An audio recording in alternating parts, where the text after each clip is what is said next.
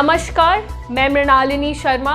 आज सब देखना शुरू कर चुके हैं जॉब सेटर्स। तो आज हम बात करेंगे एक ऐसे रोज़गार की जिसे माना जाता है कि अगर ये शायद रोज़गार सिर्फ लड़कियों के लिए बना है, और वो है टीचिंग प्रोफेशन। मुझे एक लाइन याद आ रही है जो कि हमारे पूर्व प्रधानमंत्री श्री जवाहरलाल नेहरू जी ने कहा था। उनका कहना था कि अगर एक आदमी को हम एजुकेट करते हैं तो वो आगे सिर्फ एक को एजुकेट करता है, या हम सिर्फ एक ही को एजुकेट करते हैं। लेकिन यदि हम एक औरत को एजुकेट करें तो वो एक पूरे परिवार को एजुकेट करती है, वो एक पूरे समाज को एजुकेट करती है।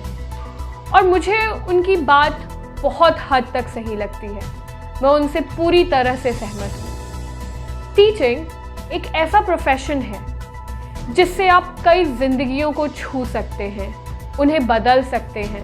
एक पूरे जेनरेशन को आप बदल सकते हैं, उसे ढाल सकते हैं, आने वाले भविष्य को सुधार सकते हैं।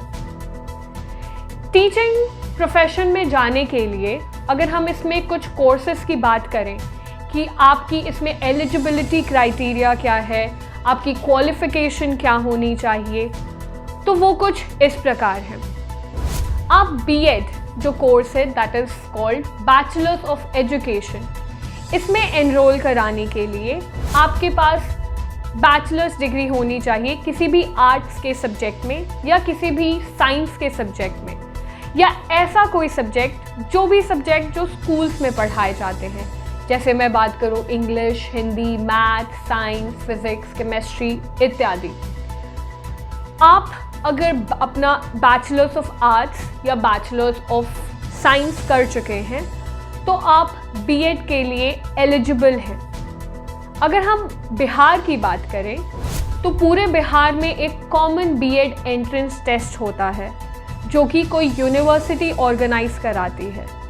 जैसे पिछले साल नालंदा ओपन यूनिवर्सिटी ने इसे ऑर्गेनाइज कराया था।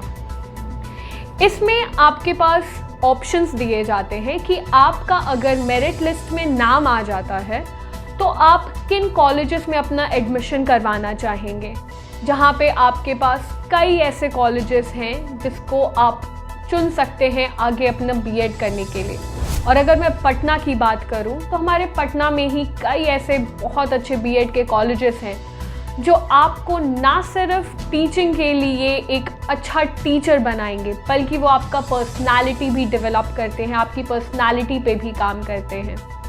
जैसे department of education Patna women's college, Saint Xavier's college of education, Patna training college, women's training college, इस तरह के कई ऐसे बीएड कॉलेजेस हैं जहां आप अपने आप को एनरोल करा सकते हैं। आप जब अपना इस फॉर्म को भरते हैं, आपके पास सारे ऑप्शंस आ जाने के बाद जो एग्ज़ाम होता है, इस एग्ज़ाम में दो तरह के पेपर होते हैं। एक जो जनरल पेपर होता है, उसमें रीजनिंग, एप्टीट्यूड, टीचिंग एप्टीट्यूड की स्पेसिफिकली अगर मैं बात करूँ, जिसमें आपसे टीचिंग से रिलेटेड सवाल पूछे जाते हैं। इसके अलावा general knowledge, current affairs, maths, इन सब से रिलेटेड एक पेपर होता है जो सबके लिए कॉमन होता है और ये सबको देना होता है। और जो दूसरा पेपर होता है वो सब्जेक्ट स्पेसिफिक होता है। आप जिस सब्जेक्ट में अच्छे हैं, आप उस सब्जेक्ट में वो दूसरा पेपर देते हैं। आपके पास ऑप्शंस होते हैं, आप अपने चॉइस के अनुसार उस पेपर का चयन कर सकते हैं। और अगर आप ये रिटन पेपर निकाल लेते हैं, आपका मेरिट लिस्ट में नाम आ जाता है, आपको उस कॉलेज के इंटरव्यू के लिए एक रास्ता मिल जाता है। लेकिन लड़ाई सिर्फ यही ख़त्म नहीं होती है, क्योंकि इसके बाद आपको एक इंटरव्यू देना होता है, जो कि पर्सनल इंटरव्यू भी हो सकता है, या एक बेंच होती है जो कई लोगों को इंक्लूड करती है, वो आपका इंटरव्यू ले सकती है। इसमें कई राउंड्स भी हो सकते हैं, 2-3 राउंड करके होता है, जिसमें आपसे कई तरह के सवाल पूछे जाते हैं। जैसे आपको टीचर क्यों बनना है, आपके सब्जेक्ट्स क्या थे, आपके सब्जेक्ट रिलेटेड क्वेश्चंस हो सकते हैं। और साथ ही इसमें आपका ग्रुप डिस्कशन, जिसे हम जीडी भी कहते हैं, वो भी हो सकता है। वो डिपेंड करता है कि आप किस कॉलेज में एडमिशन ले रहे हैं। हर कॉलेज के अपने अपने मायने होते हैं जिनके हिसाब से वो आपका चयन करते हैं। अगर आप इंटरव्यू निकाल लेते हैं और सारे जो राउंड्स हैं उन्हें पार कर लेते हैं, फाइनली आपको बीएड में एडमिशन मिल जाता है उस कॉलेज में जहां आप अपना एडमिशन कराना चाहते हैं और जहां पे आपने अपने चॉइस में एडमिशन के लिए अप्लाई किया था।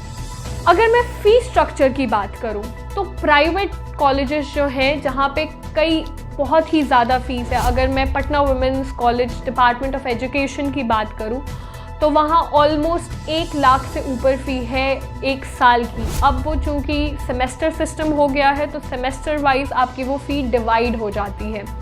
और वहीं अगर मैं बात करूँ गवर्नमेंट कॉलेजेस की, जैसे पटना यूनिवर्सिटी के अंडर जो कॉलेजेस आते हैं वहाँ फ़ी बहुत ही ज़्यादा कम है, बहुत ज़्यादा कम है।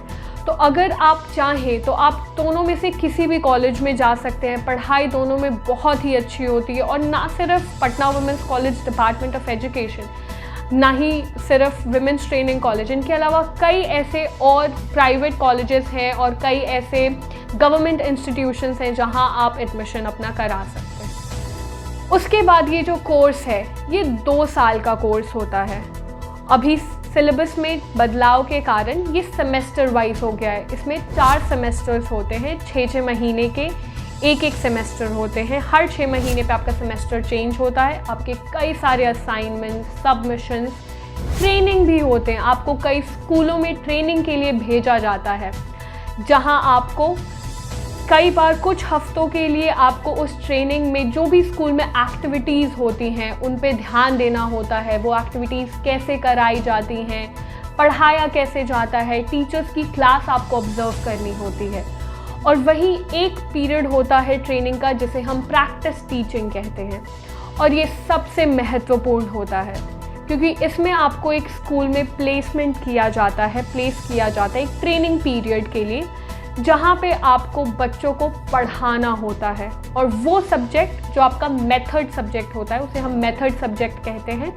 आप उस मेथड सब्जेक्ट को चुन करके, जो भी आपका सब्जेक्ट है, मान लीजिए अगर आपका ग्रेजुएशन में इंग्लिश था, आपका मेथड हो जाएगा इंग्लिश और आपको स्कूल में पढ़ाने के लिए इंग्लिश मिलेगा।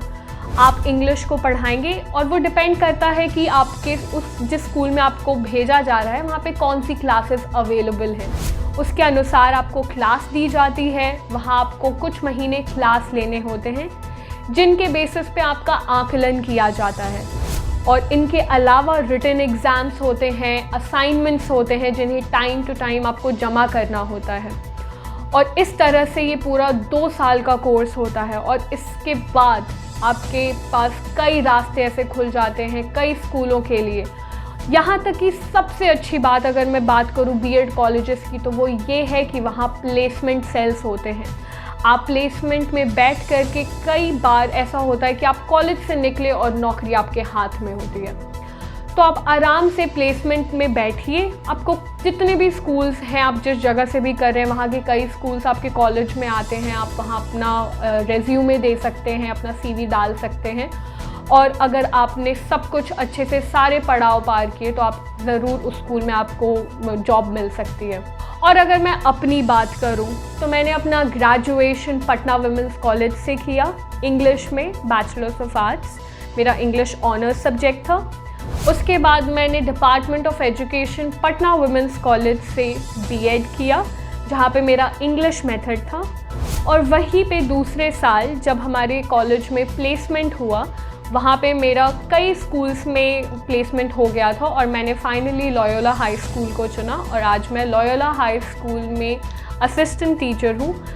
और अगर मैं टीचिंग प्रोफेशन की बात करूँ, ये एक ऐसा प्रोफेशन है जो आज अगर आप अपनी शिद्दत से करेंगे, आपको जो सुकून मिलता है उन बच्चों की ज़िंदगियों को बदलने के बाद, हम अपनी लाइफ में कितने लोगों को ही आखिर याद रखते हैं, लेकिन वो टीचर्स जिन्होंने हमें बचपन में पढ़ाया था, उनकी कुछ बातें हमें आज तक याद हैं।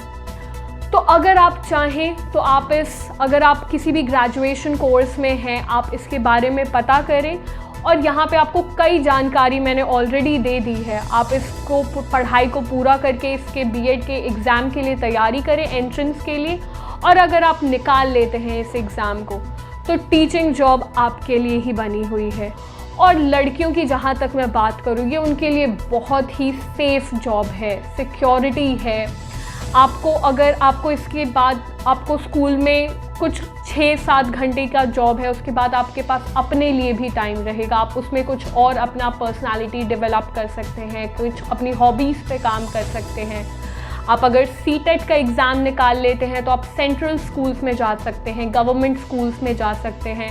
गवर्नमेंट ऐसे कई एग्ज़ाम्स बीच बीच में लाती रहती है जिसको आप दे करके पोजीशंस पे जा सकते हैं और एजुकेशन के फील्ड से जुड़ सकते हैं। अगर मैं यहाँ आपको, जैसा मैंने आपको बताया कि आप इसमें इस जॉब को अगर आप इस जॉब को चुनते हैं, आपके पास अपने लिए टाइम होगा, तो आप ऐसी, अगर मैं एक हॉबी की बात करूं, अगर आपका उच्चारण सही है, अगर आपकी प्रोनंसिएशन पे आपकी पकड़ है, आपको वर्ड्स का नॉलेज है, आपकी वोकैबुलरी अच्छी है, तो आप वॉइस ओवर आर्टिस्ट बन सकते हैं। इसके लिए आपको इस बात का ज़रूर ध्यान रखना है कि आपका लैंग्वेज पे कमांड अच्छा हो, आप शब्दों के उच्चारण को सही तरह से करें।